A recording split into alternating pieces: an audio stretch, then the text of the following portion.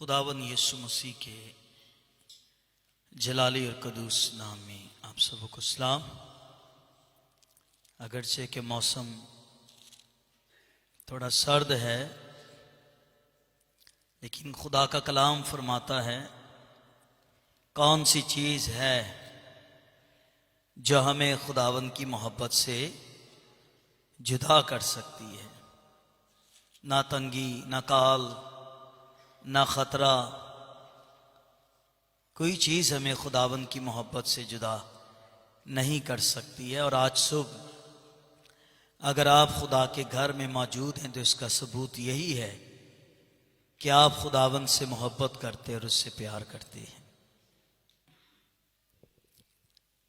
मुबारक वो लोग हैं जो खुदा के घर में खुदा की पाक हजूरी में आते हैं।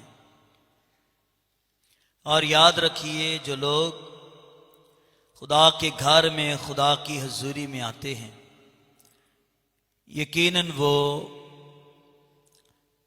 इस जमीन के ऊपर बाबरकत लोग हैं। आज हम पुराने अहदनामा में से यशवा की किताब के बाद कज़ात की किताब है, जिसे काजियों की किताब भी कहा जाता है। कौम बनी इस्राइल के 3 बड़े रहनुमा और 3 बड़े लीडर। कौम बनी इस्राइल के 3 बड़े रहनुमा और 3 बड़े लीडर। सबसे पहला लीडर है मर्द मूसा। आप कह लीजिए कि कौम बनी इस्राइल को मूसा की कहानत पर, खिदमत पर फख्र कह लीजिए, नाज कह लीजिए। यह इस्राएली जानते हैं कि मूसा वो है जिससे खुदा रूबरू होकर बातें करता है। और मैं इस बात से कहने से कतई ना झिझकूंगा कि खुदा ने मूसा को ये शर्फ बख्शा है कि खुदा ने अपने हाथ से 10 अहकाम लिख कर खुदा ने अपने बंदा मूसा को दिए। और जिसके बारे में बाइबल स्कॉलर या बाइबल टीचर्स या सेमिनरियों का या यूनिवर्सिटियों का पढ़ाने वालों का कहना यह है कि ये 10 अहकाम जो खुदा ने मूसा को दिए, ये सिर्फ 10 अहकाम ही नहीं है, बल्कि ये खुदा का लव लेटर है जो खुदा ने मूसा को सारी दुनिया के लिए दिया है। और कई स्कूलों के अंदर, कॉलेजेस के अंदर ये मूसा के 10 अहकाम आज भी वहां पर लगाए हुए हैं। और संडे स्कूल में या कौमों में या कई गैर अक़वाम में भी मूसा के इन 10 अहकाम का जिक्र किया जाता है। और किसी का कहना यह है कि हर मज़हब की जो बुनियाद है, फिर सुनिए, हर मज़हब की जो बुनियाद है वो मूसा के 10 अहकाम ही हैं, जिनके ऊपर सारी इमारत जो है वो खड़ी हुई है। और फिर दूसरी बात, इन 10 अहकाम की दुनिया में कोई कौम, कोई मज़हब आज तक मुखालफत नहीं करता रहा है, बल्कि सारी कौमें और सारे मज़ाहिब इस मूसा के 10 अहकाम का एहतराम करते चले आ रहे हैं। और हर एक का कहना यह है कि ये 10 अहकाम जो है ये इंसानी नहीं लिखे हुए, बल्कि ये 10 अहकाम जो है ये इल्हामी हैं और ये खुदा की तरफ से आए हैं। और याद रखिए, ये एक बार नहीं, ये एक बार नहीं, बल्कि खुदा ने बिल्कुल एज इट इज, जैसे पहले खुदा ने 10 अहकाम मूसा को दिए और उसने तोड़ दिए, और जब उसने तोड़ दिए तो खुदा ने फिर दोबारा जैसे पहले खुदा ने लिख कर दिए थे, वैसे के वैसे खुदा ने फिर दोबारा मूसा को 10 अहकाम लिख दिए। और ऐसा जबरदस्त मर्द खुदा है जिसके बारे में ये कहा जाता है कि अगर ये कहा जाए कि खुदा ख्वाब में बोलता है, दौर रोया में बोलता है, पर जब मूसा का जिक्र किया जाएगा तो ये कहा जाएगा मूसा वो है जिससे खुदा रूबरू होकर बातचीतें करता है। फिर ये भी देखिए, मूसा 40 दिन पहाड़ पर खुदा की हजूरी में है, और जब वो 40 दिन खुदा की हजूरी में दिन और रात रहा, और वहां पर यह भी लिखा है ना कुछ खाया और ना कुछ उसने पिया, और वो 40 दिन खुदा की हजूरी में है। और जब वो वहां से नीचे आया है तो कौम बनी इस्राइल ने मूसा से कहा, मूसा तेरे चेहरे पर इतना खुदा का जलाल है कि हम तेरे चेहरे पर नजर नहीं कर सकते। तो मूसा ने अपने चेहरे के ऊपर एक नकाब पहन लिया है, और जब वो इस्राइल के पास जाता है तो वो नकाब पहने रखता है, और जब वो खुदा की हजूरी में जाता है तो वो वहां पर जाकर उस नकाब को उतार लेता है। इस कदर खुदा की हजूरी में रहने से मूसा के चेहरे पर जलाल आया है। चलो वो तो पालूस ने आगे करंथस के खत के अंदर अब्दी जलाल का जिक्र करते हुए उसने कहा कि मूसा के चेहरे का जलाल रोज बरोज क्या होता रहा है, वो घटता रहा। एक वक्त आया कि वो जलाल खत्म हो गया, लेकिन कलीसिया को जब खुदावंद आसमान की बादशाही में लेकर जाएगा, ऐसा जलाल उन्हें बख्शेगा जो कभी भी खत्म होने वाला जलाल है ही नहीं है।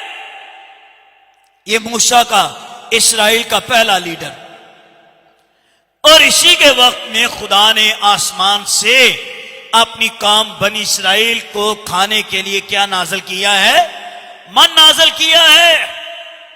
और इसके बारे ये कहा जाता है, ये मन वो है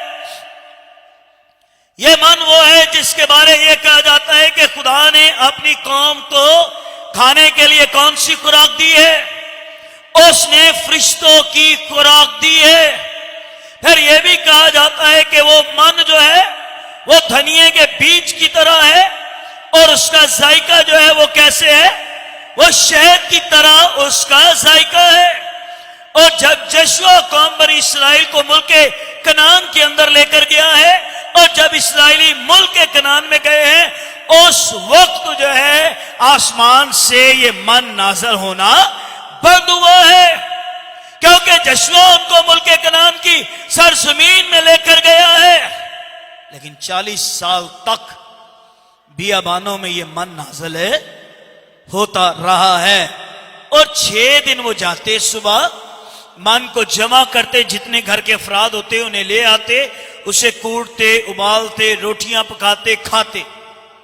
और 7वें दिन खुदा ने उन्हें मना किया कि तुमने मन लेने के लिए तुमने नहीं निकलना है, क्योंकि 7वां दिन जो है वो कौन सा दिन है, वो सब्बत का दिन है, और उस दिन तुम्हें खाने के लिए कोई चीज भी नहीं मिलेगी। कई लोग फिर भी चले गए, और उन्हें उस दिन मन वहां पर नाज़िल जो होता था वो नाज़िल ना हुआ, और उनको वहां पर मन नहीं मिला है।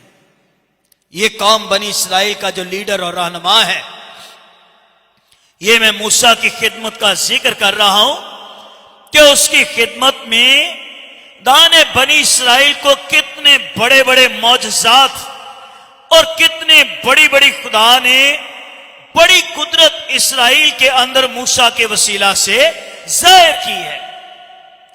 इस्राइल को खुदा ने बताया है कि बनी इस्राइल देख, तेरा खुदा जो है ये मौजज़ात करने वाला खुदा है। भाई, जो काम तुम्हारे लिए मुश्किल है और जो काम तुम्हारे लिए नामुमकिन है, ऐ इस्राएलियों याद रखो, तुम्हारा खुदा नामुमकिन कामों को मुमकिन करने की कुदरत रखता है। उन्हें ले आया, और देखिए कितना बड़ा मौजज़ा।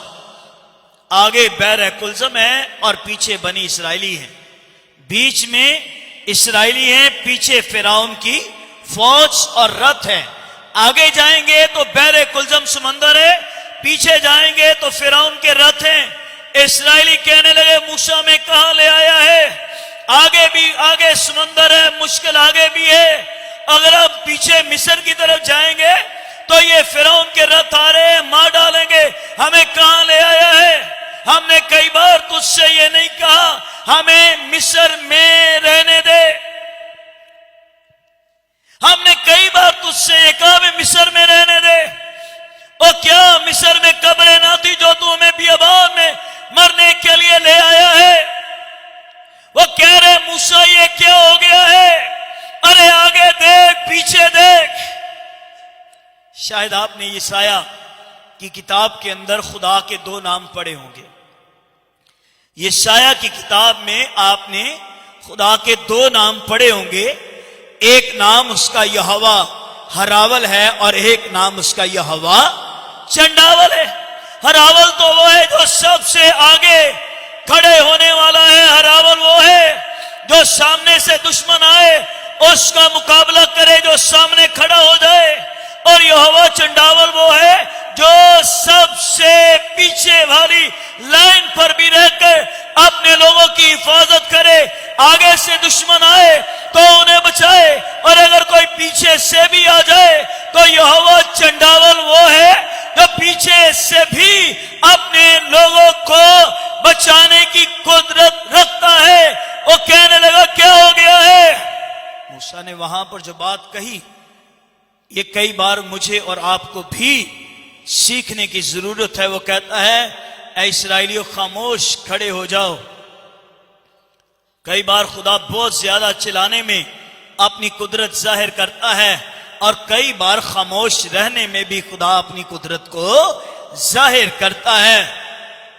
कई बार बहुत ज्यादा दुआ करने में भी खुदा अपनी कुदरत जाहिर करता है और कई बार खुदा ये चाहता है कि हम खामोश रहें, भाई उसकी भी तो सुने वो क्या कहना चाह रहा है। कई बार अपनी सुनाते चले जा रहे।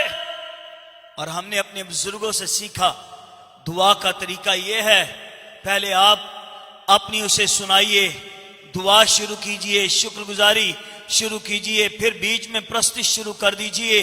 जितना आपके पास वक्त है आप दुआ कीजिए, प्रस्तिश कीजिए, बर्रे के लहू की तारीफ कीजिए। फिर एक वक्त आए आप खामोश हो जाइए और बार बार उससे कहिए ऐ खुदा फरमा तेरा बंदा या तेरी बंदी तेरी आवाज को सुनती है। कई बार खुदा की आवाज सुनने के लिए हमारे पास वक्त बड़ा कम होता है और अपनी आवाज उसको सुनाने के लिए हमारे पास वक्त ज्यादा होता है। पर बेहतरीन तरीकाकार यह है कि गीत गाइए और शुक्रगुजारी कीजिए, बर्रे के लोगों की तारीफ कीजिए। एक बुजुर्ग बहुत बाबरकत सेमिनरी याफ्ता खुदा का बुलाया हुआ खादम और उसके पैगाम से कलाम से दुनिया बरकत पाती, निजात पाती है। और कराची में भी कई बार वो आए और उनके साथ खिदमत का इत्तेफाक हुआ, उनके साथ रहे। किसी ने सवाल किया आप कितनी देर दुआ करते हैं। उसने कहा पैगाम देने से पहले कोई 6 घंटे में दुआ करता हूं।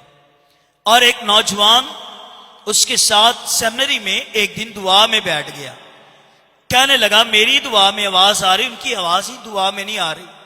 कोई 1 घंटा खामोश रहने के बाद सिर्फ एक ही लफ्ज उनके मुंह से निकलता है, वो कफारा मेरे लिए था, वो खून मेरे लिए था। फिर वो खामोश और वो दुआ में खोए हुए हैं।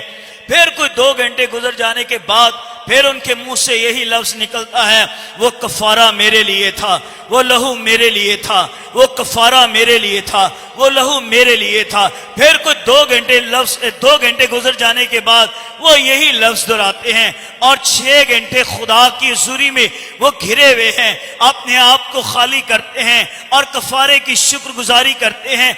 और कोई 6 घंटे के बाद उनको ये तजर्बा होता है कि वो खुदा की आवाज को सुने, खुदा क्या रहा है। भाई हम तो खुदा को खुदा मानते ही नहीं है जो अपने लोगों से बोले ना और अपने लोगों से कलाम ना करे। दा तो वो खुदा है जो बोलने वाला खुदा है, जो कलाम करने वाला खुदा है। और ये बात याद रखिए जो मैं तजर्बे के तौर पर आपको कहना चाह रहा हूं कि आपके कानों में शायद जिस तरह दो शख्स गुफ्तगू करते हैं और कानों में आवाज आती है, शायद वैसी आवाज का तजर्बा आपको कई सालों के बाद हो, पर जो कलाम आपने पढ़ा हुआ है, जो कलाम आपके अंदर है, ज्यादातर लोगों का यही तजर्बा रहा है कि कलाम अंदर है तो खुदा कहां से बोलेगा, वो अंदर से बोलेगा। भाई कलाम तो बोलता, और कलाम कहां पर है? अगर ये कलाम आपके दिल के अंदर है, अगर ये कलाम आपकी रूह के अंदर उतरा हुआ है, तो वो बहुत आगे जाकर कोई स्टेज आती है कि जिस तरह कोई दो आपस में बातचीत कर रहे हैं, आप सुने, ये बहुत आगे है। लेकिन जो कलाम आप पढ़ते हैं, अगर वो कलाम आपके अंदर है तो खुदा का कलाम आपको अंदर से बोलेगा, ये अंदर से बोलेगा। ये तजर्बा किया करें। और एक और बात कह दूं यहां पर, जो लोग दुआ में बहुत ज्यादा आगे बढ़ते हैं, वो अपने साथ एक बाइबल तो होगी, एक नोटबुक रखें और एक पेन भी रखें। कई बार खुदा आपको बहुत कुछ बताता है, लेकिन आप शायद उन चीजों को नोट नहीं कर पाते, तो दुआ के कुछ ही वक्त के बाद वो सारी चीजें आपसे भूल जाती हैं। पर जब ये चीजें आपके पास होंगी, आप नोट करेंगे, आज जब मैं खुदा की हज़ूरी में ठहरी, खुदा ने मुझे क्या पैगाम दिया है, आज खुदा ने मुझे क्या सोच दी है। आमीन। एक खुदा का खादम रात को उठ के दुआ कर रहा है, दाने का फलां शख्स के लिए दुआ कर, उसने उसके लिए दुआ करना शुरू कर दी। खुदाबंद वो शख्स है, तेरे रूह ने मुझे कहा मैं उसके लिए दुआ कर रहा हूं, अगर वो किसी मुश्किल में है तो उसे खुदाबंद आजाद कर। कुछ 2 हफ्ते के बाद वो शख्स खुदा के खादम को मिला किसी इबादत में। उन्होंने कहा बात सुने जरा नौजवान, आज से 15 दिन पहले मैं तेरे लिए रात के 3 बजे दुआ कर रहा था, खुदा के रूह ने मुझे कहा तेरे लिए दुआ करूं, क्या कोई मसला था?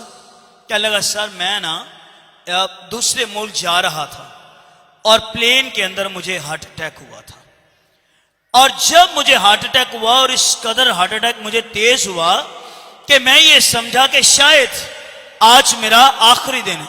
उन्होंने फौरन मुझे जहाज से उतारा है, एम्बुलेंस में हॉस्पिटल में लेकर गए, और हॉस्पिटल में डॉक्टर्स ने मुझे कहा आप वक्त पर आ गए हो, अगर देर हो जाती तो आपकी मौत वाकया हो सकती थी। तो अब मुझे समझ आई है, अगर मुझे नई जिंदगी मिली है तो खुदा के पाकरू ने रात को आपको मेरे लिए दुआ करने के लिए कहा था।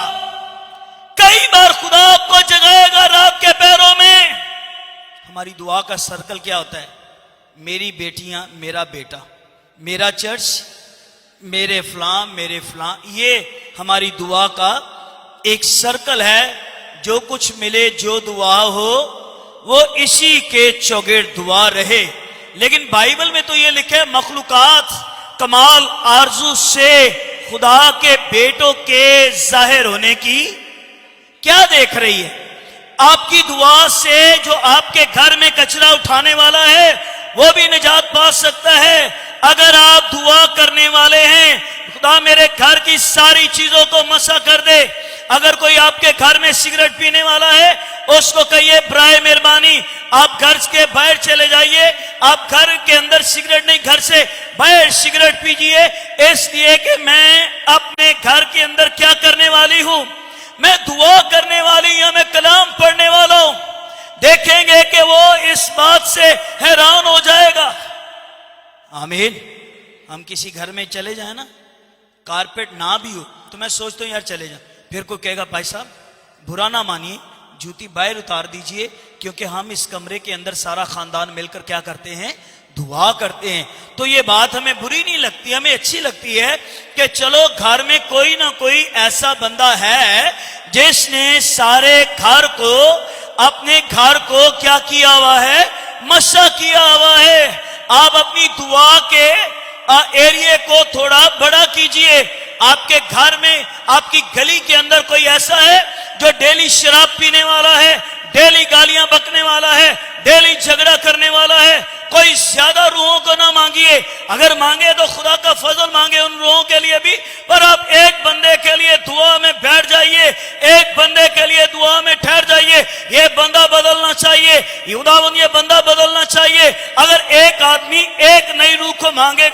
तो ये सोचिए 10 आदमी 10 बंदों के लिए दुआ करेंगे तो 6 महीने में उनकी दुआ से खुदा 10 बंदों को भी तब्दील करके रख देगा।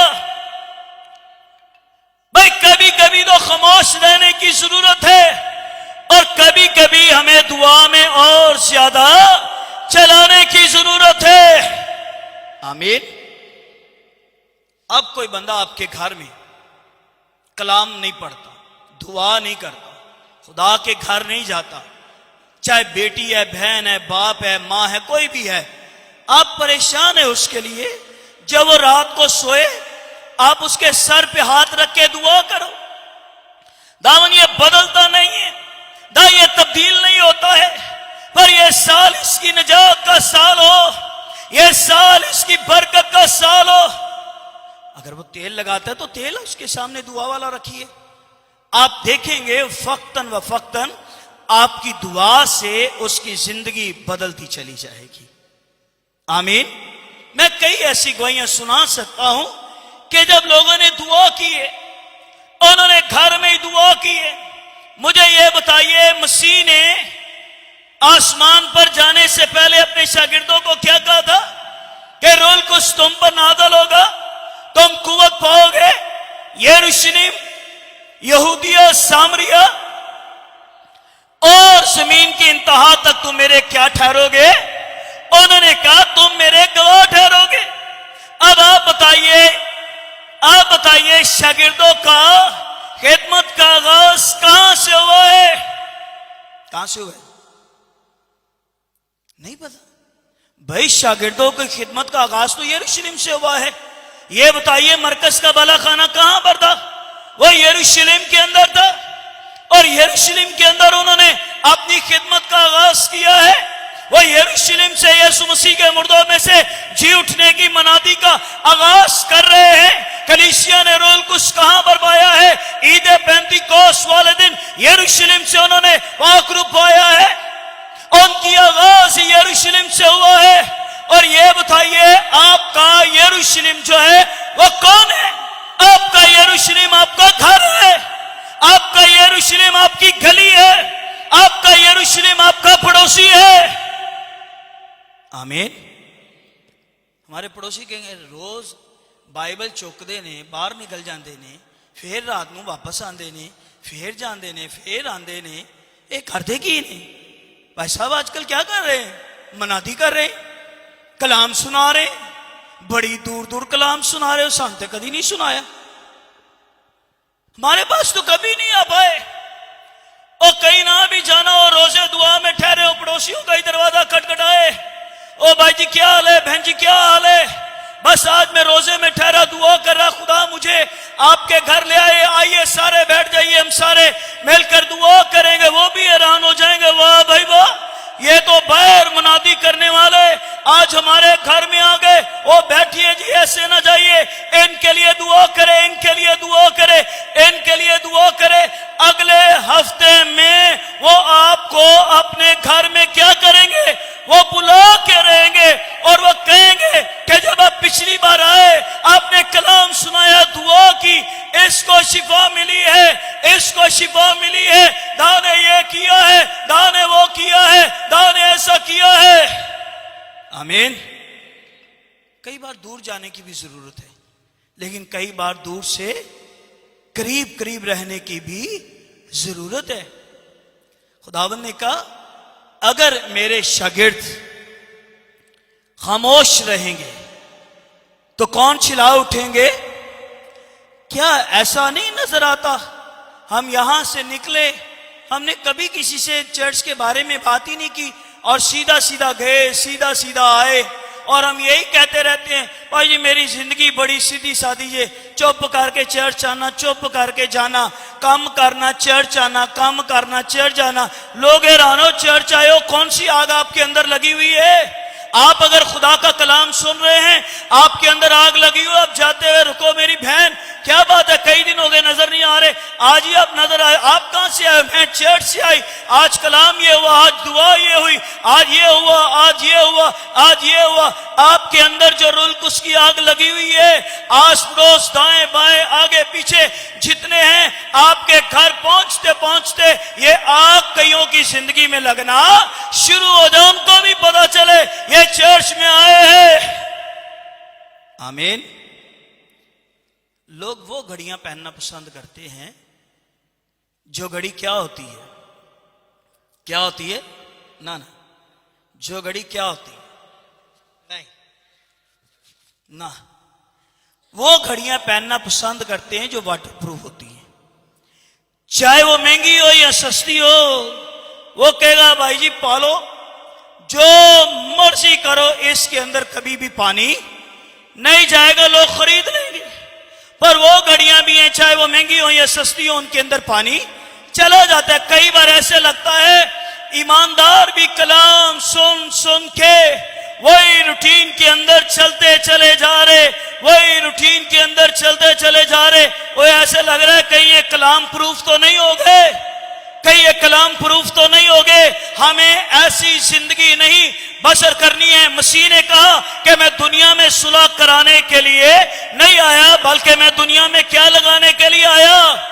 वो कह रहे हैं कि मैं दुनिया में आग लगाने के लिए आए। यीशु जो आग लगाने के लिए आए, वो रूहुल कुद्स की आग लगाने के लिए आए। और हमारी दुआ ये है इस 2022 के अंदर जिसका आगाज हो चुका है, मेरी जिंदगी में रूहुल कुद्स की आग लग जाए, गाने वालों की जिंदगियों में रूहुल कुद्स की आग लग जाए। आमीन। आपकी गायकी ऐसी हो कि आपको बार बार ना कहना पड़े खुदा के पाक रूह को मांगे, पाक रूह को मांगे।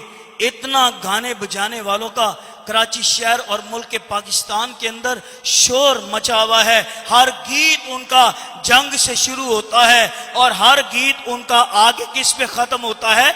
जंग पे खत्म हो जाता है। मैं तो ये कहता हूं गाने वालों के अंदर ऐसी पाक रूह की आग लग जाए कि वो भी शुरू करे, लोगों पर मसा ठहर जाए, लोगों पर असूरी ठहर जाए। गाना तो ये है, प्रस्तिश तो ये है कि लोग खुदा की सूरी में खोए हुए हो, लोग खुदा की सूरी में अपना राब्ता अपने खुदा के साथ किया हो। और हमारी दुआ ये है कि नई नस्ल जो गाने में आगे आ रही है, बजाने में आगे आ रही है, प्रस्तिश में आगे आ रही है, हम खुदा की शुक्रगुजारी करते हैं कि ये नई नस्ल के अंदर जो है ये गाने का बोझ है, ये प्रस्तिश का बोझ है। पर हमारी दुआ ये है कि ये सिर्फ गाने बजाने वाले ना रहे, बल्कि ये बाइबल के तालिब इल्म बनने चाहिए। इनकी जिंदगियों में खुदा का कलाम होना चाहिए।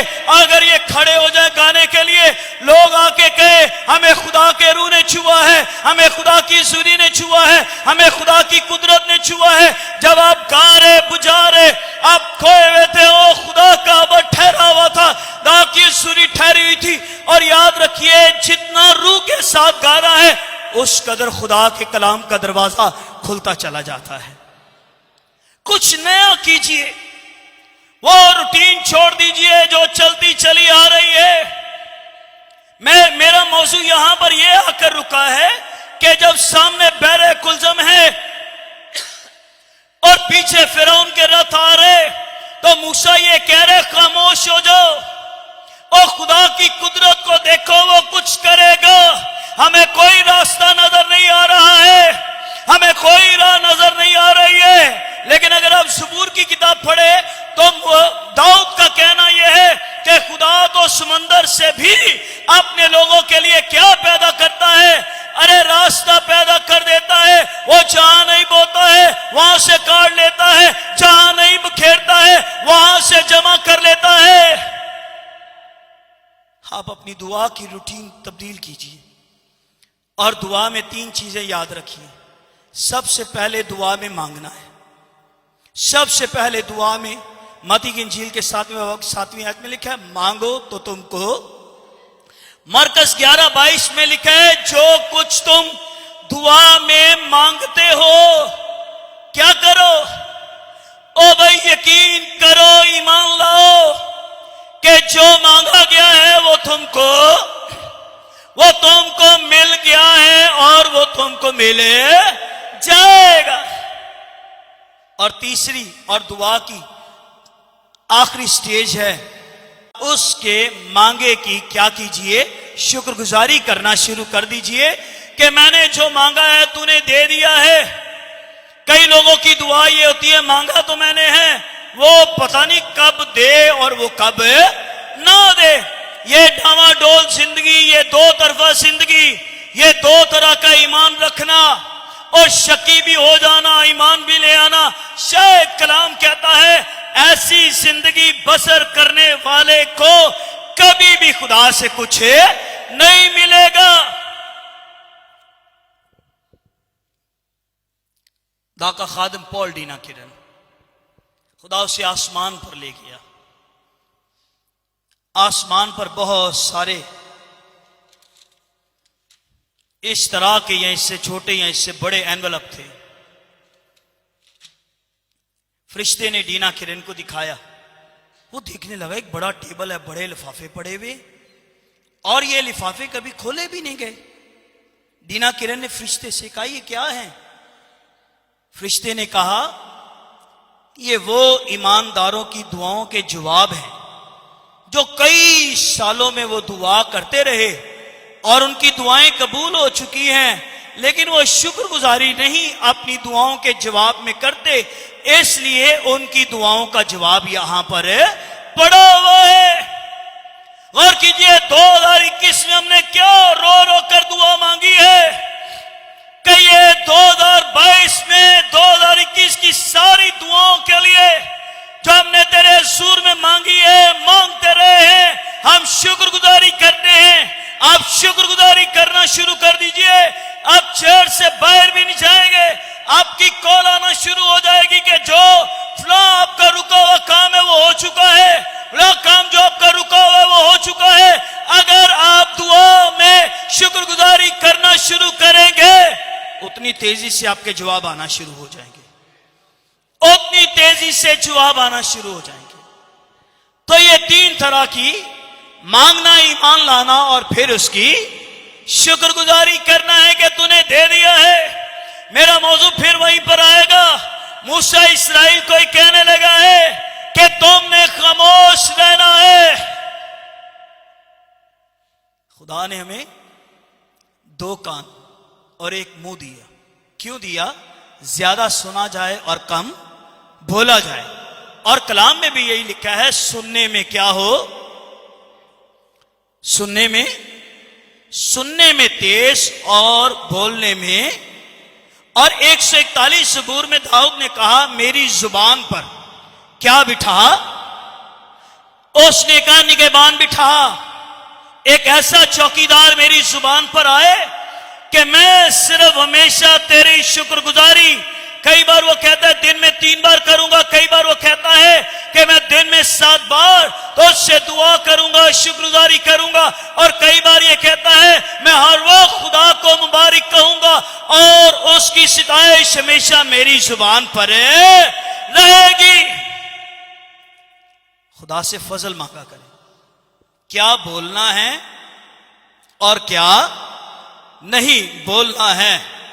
मेरा मौजू इस तरफ नहीं है, लेकिन सिखाने के लिए आपने जब कभी जुबान के ताल्लुक से डेफिनेशन पढ़नी हो या तशरीह पढ़नी हो, आपने अहदनामा में जाइए, आप याकूब रसूल का खत निकालिए और गलबन उसका 4था बाब होगा। आपने उस सारे बाब को पढ़ना शुरू करना है। वहां तो यह लिखा है जुबान एक जहर कातल की तरह है, फिर लिखे जुबान जहन्नुम की आग से जलती रहती है, फिर एक जुबान एक चिंगारी की तरह है।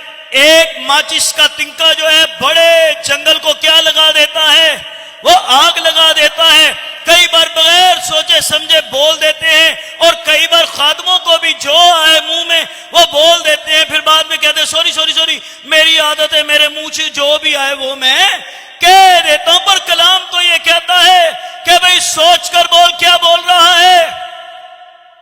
क्या ये दानियल की किताब में लिखा है कि तूने मुझे तौला और मैं कम निकला? वजह क्या है? क्योंकि मैं अपनी जुबान पर कंट्रोल नहीं करता। जिसने जुबान पर काबू कर लिया है उसने अपनी जिंदगी के अंदर खुदा के जलाल को, खुदा की हुजूरी को अपनी जिंदगी के अंदर रख लिया है। पर जिसने जुबान पर काबू ही नहीं किया है, जो बोलता रहता है, जो ज्यादा बोलेगा उसे ज्यादा भूख लगेगी, और जो ज्यादा खाएगा फिर वो क्या करेगा, वो ज्यादा गुनाह करेगा। मूसा खुदा को क्यों पसंद आया? बहुत सारी वजूहात है, लेकिन एक इसकी वजह क्या है, मूसा बोलने में क्या था, कुन था। उसकी जुबान क्या थी, रुक रुक कर वो बोलता था। मैं और आप हों तो हम सोचे यार ऐसा बंदा ये किसी काबिल नहीं है, ना गल की करिए, कुछ समझ ही नहीं आती। इससे पहले कि वो कोई अपनी बात हम तक पहुंचा सके उसको बड़ा वक्त लगता है। मैंने कई बार ऐसे लोग देखे हैं जो बोलने में जरा हकले होते हैं, वो कहीं ना कहीं सहारा लेते हैं। एक शख्स है वो टांग पर हाथ मार के अपनी बात कंप्लीट करता है, एक बोलता है लेकिन जब वो रुकता है वो अपने बाजू पर इस तरह जोर जोर से मारकर अपनी बात पूरी करता है। अब ये बंदा जो बोल ही नहीं सकता है, ये बंदा जो बोलने में रुक रुक कर बोलने वाला है, ये कह रहा है ना खुदावंद मैं तेरी खिदमत के लिए कहां पर फिट हो सकता हूं, मैं बोल ही नहीं सकता। खुदा ने उसे एक एग्जाम्पल भी दिया है, आदमी का मुंह किसने बनाया है, कौन अंधा गूंगा बहरा कौन ये करता है, क्या ये मैं खुदावंद नहीं हूं जो मैं ये सब कुछ करता, इन चीजों की परवाह न कर, मैं तुझे सिखाता रहूंगा। आमीन। ऐसा लोगों का कहना है। आप शुरू में स्टार्टिंग में पढ़िए, वो रुक रुक कर बोलता है। जब खुदा की खिदमत के लिए वो सामने आया है, क्या आपको पांचों किताबों के अंदर ये नजर आया है कि मूसा की कहीं जुबान रुक रुक कर बोलने वाली है? क्या वो बोलने में वो रुकने वाला है? शायद स्टार्टिंग में ऐसा लग रहा है कि वो रुक कर बोलने वाला है। और जरा उसकी जिंदगी पर गौर कीजिए, एक आलीशान जिंदगी बसर करने वाला है। अरे 40 साल वो महल में रहा है, 40 साल वो यूनिवर्सिटियों में रहा है, वो 40 साल दुनिया का उलूम उसने हासिल किया है। और वो चला गया है कहां पर, बियाबानों में चला गया है। दा की नजर उस पर है, 40 साल वो बियाबानों में रहा है। दा ने फैसला कर लिया है, इसकी मां दुआ करने वाली है, इसका बाप दुआ करने वाला है, ये मेरा खादम बनेगा, मैं इसे चुनूंगा। आमीन। रुक रुक कर बोलता है। मूसा कह रहा है इस्राएलियों खामोश हो जाओ, चुप हो जाओ। आप अगर दुनिया की बेदारी पर गौर करें या दुनिया की दुआ या इबादत पर गौर करें, एक वक्त ऐसा आता है बहुत चिल्लाया जाता है, बहुत चिल्लाया जाता है। फिर एक ऐसा वक्त आता है खुदा कहता है खामोश हो जाओ। खुदा खुद कहता है खामोश हो जाओ, सुनो कि खुदा क्या बोल रहा है, खुदा क्या कह रहा है। एक याद बात आ रही है मुझे। दांतों ने जुबान से कहा, दांतों ने जुबान से कहा, दिल करता है जुबान को दांतों के नीचे रखकर इसे चबा दूं। दांतों ने जुबान से कहा, दिल करता है कि दांतों के नीचे रखकर तुझे चबा दूं। तो जुबान ने दांतों से कहा, ओ खामोश, अभी मैंने अपना मुंह खोला ना तो 32 के 32 सारे बाहर आ जाएंगे। ये ऐसी खतरनाक चीज है, खुदा ने इसको 32 सुलाखों के पीछे रखा हुआ है, इसको वहां रखा हुआ है। और कहने लगा खामोश हो जाओ इस्राएलियों, तुम समंदर देख रहे हो, तुम ये देख रहे हो पीछे फिरौन के रथ आ रहे हैं, ना समंदर को देखो ना पीछे फिरौन के रथ को देखो। अगर देखना चाहते हो तो ये देखो खुदा की कुदरत क्या करने वाली है, ये देखो खुदा हमारे लिए क्या करने वाला है। खुदा ने उनके लिए कुलजम में से भी राह पैदा की, और जो पैगाम उनको वहां पर दिया गया बहरे कुलजम के किनारे पर, वो क्या था? पैगाम उनके लिए था, ऐ इस्राएलियों चुपचाप खड़े हो जाओ, आज खुदावन की नजात के कामों को देखो, जो वो तुम्हारे लिए करेगा। ये जंग खुदावन की है, और जिन मिस्रियों को तुम आज देखते हो, आज के बाद तुम इन मिस्रियों को कभी भी ना देखोगे। वो सारे के सारे कुलजम में गर्क हो गए, मर गए, पर इस्राएलियों का खुदा उनको यहोवा हर अवल बनकर आगे बेरे कुलजम में से पार ले गया है। उनका यहोवा चंडावल उन्हें पीछे से भी कवर कर रहा है, आगे से भी कवर कर रहा है। आइए कुछ सीखिए खुदा के कलाम से कि इस 2022 के शुरू में किस तरह खुदा के साथ हम आगे बढ़ सकते हैं। खुदावंद अपने कलाम से हम सबको बरकत